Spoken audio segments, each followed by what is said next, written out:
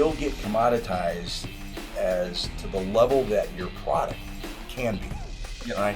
So if there's research that can be done, if somebody can do a video on it that's going to be out there, you better embrace it and figure out how to use it. Because the bottom line is this: you've got consumers, a consumer marketplace, I should say, and you've got basically, everyone's trying to commoditize. Competitors are trying to commoditize you, and the reason for that is it makes it a lot harder to differentiate yourself or maximize any profit potential.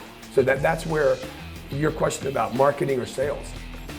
The marketing is to get the sale is to get more marketing. I talk about this in so many different areas, but a rising tide, raises all ships. You raise the used car department, you raise the whole level of the store. You're lucky in today if you see the customer once a year in your service department. You had better take advantage of that visit in terms of building a bond and a connection with that customer. Be a customer for an hour, go get in your car in the parking lot, dial your dealership, okay? Dial up your dealership and try to get a quote on a set of tires. Trying to buy a tire at a dealership nowadays is absolutely impossible. We want to focus really on what we actually sell. And I believe, and I think this is in any business, is that we're in the repeat and referral business. Let's face it, everybody wants leads. So, but why do you want the lead? So you want the lead so you can generate a dialogue. When you're in the auto industry, it doesn't matter if you're selling to consumers or selling to the dealers. Right.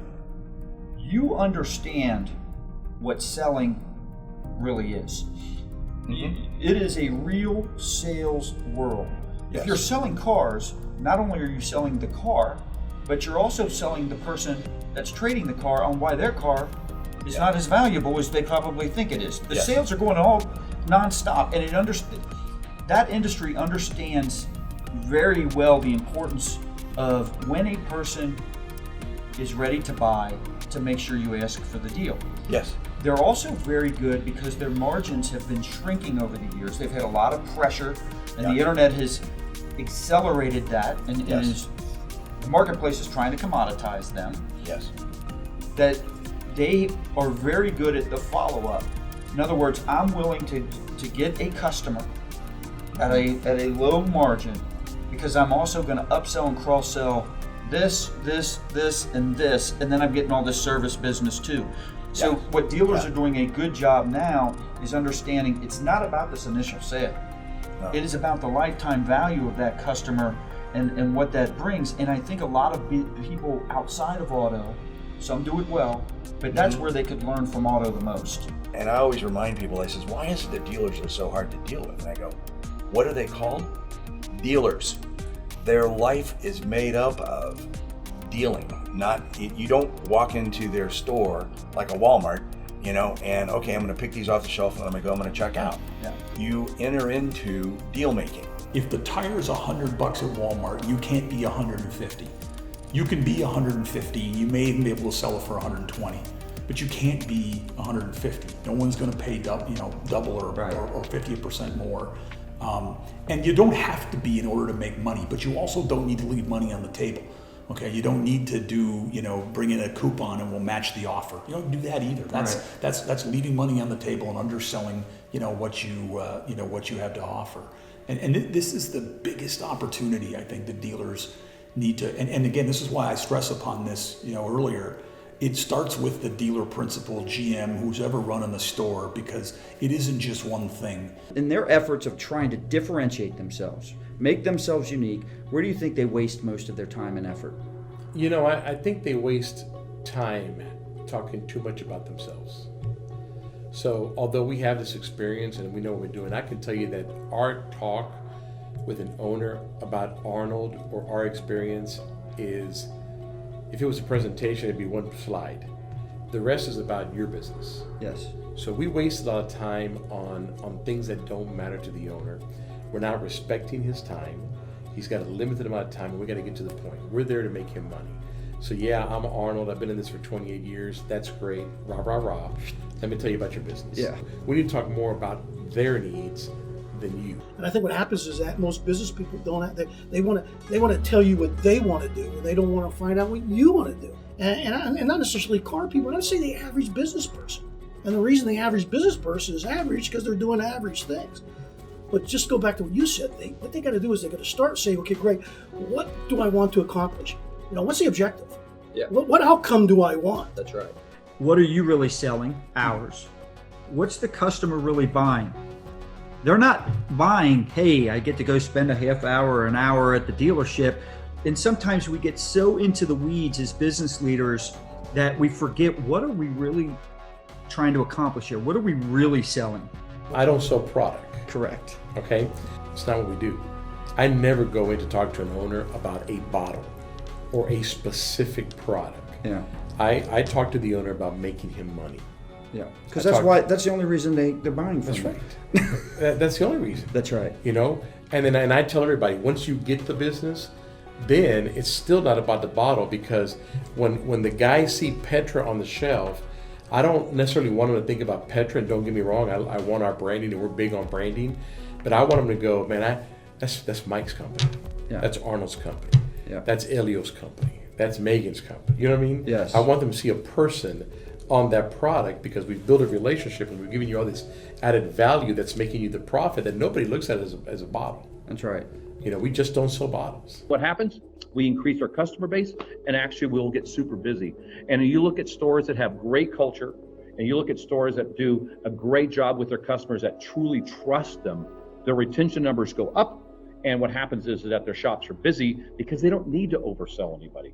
And we're down to the focus is exactly what you said. We're not in the weeds. We're at the big picture is, are we selling our capacity today? The generation, college freshmen and sophomores right now are the generation that grew up with an iPhone. Okay, they've had one since they were in their crib. All right, you and I didn't. Right. Okay, we know how to do things online, offline. These folks grew up with technology. Right. Dealers are going to have to figure out how to meet the needs of that generation and how they want to not only buy cars but service cars. Now there's another element of trust. Can I trust that this transaction is going to be safe for me, right? And so I think as we market ourselves, communicating the things that you're doing is going to be equally as important as the price and the convenience and everything else that we used to market. The way Amazon has conditioned us to buy now, right? It's more about convenience, time savings. They don't want the tension of that negotiation. So what's happening is, in your system, let's say I go on to your stuff, you give me all the information, and I do shop you, all right? You're playing the odds that every single dealership I go to, or the majority of them, they're not gonna make it as easy on me as you did. And what's gonna end up happening is, I go there and I say, all right, I'm on their internet, and I say, what is your best price? And then they start doing the typical High ball, low ball, screw ball. when can you come in? When can you come in? When can you come in? I need to see you before I can give you all this crap, right? And so now I'm not dealing with that. I'm just going to go back to you. It's easier. And so what you lose on the guy that does shop you and wants to go through that crap, you gain 2 times that on just making it easier and faster for everybody. So just by doing that simple 3-word answer, Yes. giving them exactly what they wanted immediately, not trying to dance around saying, hey, can you come in and how about a test drive and all that other stuff that we're all taught to do. By just giving them what they wanted, you saw a 300% increase. Yes. It's incredible. Yes. And those are real numbers. I'm not into that at all. I get in trouble a lot. I'm not worried about the money. I worry about tracking of my capacity. It's important because the goal here is not just the total gross of your average per transaction here. It's also what's the lifetime value of this customer. Yes. I think when you're looking at how do I expand is we got to think, right? But we're going to think with numbers to make sure we make the right decisions. A lot of times we're either going up or down according to the wave of the market. Market goes up, our sales increase. Market goes down, so we're just riding that wave. And what you're doing, and I think what I want people to walk away from is you can engineer an increase in leads, traffic, and sales, but you've got to have the right processes and strategies to do so. For my own business, great at marketing for my clients. Yeah. Yeah. we've treated our own business as an afterthought. Yeah. Right? Right. And that hurts. I'm watching you, Yeah. and I'm like, Grant has become an expert marketer. And the reason for that is so you can increase sales. And so you're all over it on every front. Yeah. And so what do you think is more important, marketing or sales? Marketing for sure. Why? Well, nobody knows you, you're not selling anything. Yeah. Because what I'm trying to do is saturate my customer. I'm trying to get them constantly to exchange time or money for something I have. Okay, now some people would say that I sell too much, you know. Like I hear this, like he's always promoting, he's always marketing, he's always selling. Like I'm like, yeah. I got a funny Please story keep on talking this. about me. Good train, but I realize that marketing today is not for the weak at heart. It takes real bravery to try new things, step out of your comfort zone, take thoughtful risk, to do everything possible to serve your ideal clients and customers. We do a lot of things in the first couple of years to take care of our customers. You know, we do things for free, we pick up and deliver, we discount oil changes, we do a lot of things. And I talk to a service manager and say, well, I'm doing all of that, Dave, try to retain that customer, okay? Because the lucrative stuff's gonna come, okay? Yeah. And I say to these guys, so you're betting on the come that's not coming. Am I going after conquest customers, or am I taking my database? So see, I earned you as a customer. Okay, now what I got to do is I got to earn the right to keep you as my customer. So if we stay in constant contact, okay, I contact my database, my entire database, 3 times every month. My whole thing is, you know, the mistake I see from a marketing side is they continue to market with the same offers, and all they do is change the price. And these are the same offers that customers typically have ignored when they decided to leave. In other words, hey, here's my oil change offer, here's my service reminder offers, right? And I'm sending these. Well, you've been sending those, and they left, and then you continue to send them, and if it's an intelligent type thing, it's hopefully changing the offer a little bit and making it more appealing financially. But those people it's still not moving the needle on loyalty. So you can't win back people doing the same approach that they ignored when they left. Absolutely. Marketing, you know, has to be precise. The riches are in the riches. And make sure that you're spending. What you're gonna do is you're gonna lose a little bit of money by finding out where that sweet spot is. But when you find that sweet spot, hammer it home. Yeah. And then what you do is just keep hammering until it doesn't work anymore. And then when that doesn't never work, leave a heater. Yeah, and then when that doesn't work, you do something different. You know, don't be like the average cardio. See what they'll do is they'll just keep doing the same thing. It's like, hey, I do this. If it doesn't work, I do something different. That doesn't work, I do something different. Yeah, once you establish the new benchmark, then you should always be trying to bring in new ideas and testing them against the new benchmark. Yeah. And once you find something that can outperform that, you have the choice. Something else that's not performing to this benchmark can be eliminated, and you can do both, or you just improve on what's already working. Even if you know what differentiates you from everybody else, it is not always easy to articulate it in a very simple and clear, with a simple and clear message. Especially when you're the business owner or someone running something, you're involved in it so deep that you want it to be perfect, and you start thinking, well, we got to tell them this, and we got to tell them that, and we got to, and then all of a sudden the message gets diluted, and it's not effective. That's right. I have a service communication, and it's what's in it for you. Okay, I have a new car communication. It's what's in it for you. Used car communication. What's in it for you? So I'm constantly keeping my name in front of you. That way, I don't have to go in and spend a fortune to try to compete with the national brands on SEO, or you know. So what I want to do is I want to build that organic presence. If you can send something to the customer when you know they have a likelihood of a need, which is the beauty of oil changes, right? We used to know when they had the need, so we could market to them when we knew that they had the need based on their mileage. If these dealers knew what they could do on the back end with digital marketing, in terms of, first off, just being able, the challenge with mail is you send out the postcard, you don't know your results till the end of the month. With digital, I can tweak that every day. I'm going to tell you where I think the biggest marketing opportunity for dealers is when it comes to tires. We tend to think about our tire opportunity only as the customers that are coming through our front door. Correct. Okay, so the customers that are there that day that are coming into the service department, do those people need tires, and can I sell them something today? And that's wonderful, okay? And we've got tools that help our dealers do that. But there's a bigger opportunity, and that is all those customers that are floating around out there that need tires. Correct. Tires are, the old saying, death and taxes, right? Tires are inevitable. How do they compete against these national brands that are spending millions of dollars to make sure they're in position number one? Yeah, so it goes back to just utilizing one of the strategies is the customer list. You can upload that list, and now for that audience, for the people that you uploaded, you create a separate campaign for them, and you can get more broad with your keywords and bid on things like oil change near me or oil change specials. So it gives you a huge advantage because you have to only spend a small amount. Your click-through rate's going to be great because you know it's a known Honda customer, and now you've helped to stop or reduce defection. Because I got news for you, if they didn't say the word Honda and they didn't say your name of your dealership, the chances of them actually wanting to come to you is slim to none. This is part of what I'm talking about. We need to be marketing to those customers the way the aftermarket does. The aftermarket goes after the customers that way. Where do you see the biggest challenges in today's marketplace to increase sales?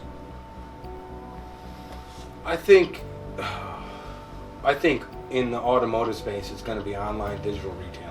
And I think that most dealers are resisting it, and the ones that are truly pioneers and progressive are already on it or doing everything that they can to do that at a higher level than they currently are, and start to think about things from the customer's perspective more than they think about them from their own. I think one of the things where dealerships or dealers have failed is they just continue to want to do what they do and think like we want customers to adapt to our system, and the exact opposite has to happen. We have to adapt to the way that they want to buy cars, not the way that we want them to buy cars. If I wasn't good at time management, you could just get absorbed in advertising, and that could be your whole day, every single day. You could get lost in the data. You've got to be able to know what is important. What should I be looking at? How much time should I be putting on it? What's a tip, regardless of industry, that anybody that has a strong focus in digital marketing, right? That's a good percentage of their ad budget. What's a tip you think that anybody that wants to improve results should do? They need to learn what they're looking at from a reporting standpoint. When you look at, so you brought up the automotive industry, right? It's 30 to 40% of your marketing budget. Sooner or later, you have to learn if that is actually producing a result.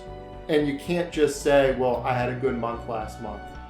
You have to be able to look at the numbers and know what they mean. And really, in less than 30 minutes to an hour, you should be able to be explained. You need to know what your cost per lead is. As a general manager, as an owner of a business, you really have to, if you're spending a lot of money in marketing, you really have to start understanding digital or have somebody on your team that can hold an agency accountable. One of the elements about marketing is that it takes time. I mean, when the person walks in and buys, we think that they just bought it right then. And nobody has really spent that time to say, or to sit down and say, when did you start looking? When was your first moment of research?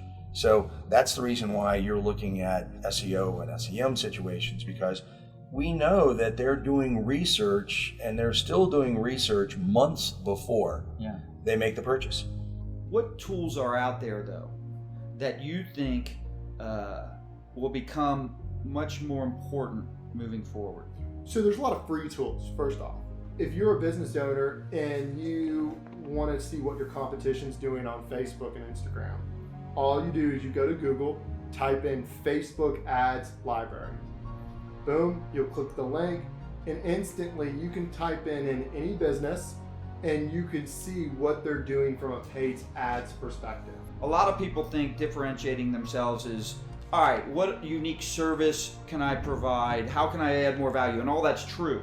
But you can also differentiate yourself in becoming much better from a marketing, being more preemptive, like we said, defending your customer base doing things on paid search that other companies just are not doing, and preemptively start marketing to them and engaging with them and having conversations with them before they sell themselves online, before they leave you. Of anything, car dealers should be about everything. Right. It should be anything that has to do with your car. Correct. We're the place.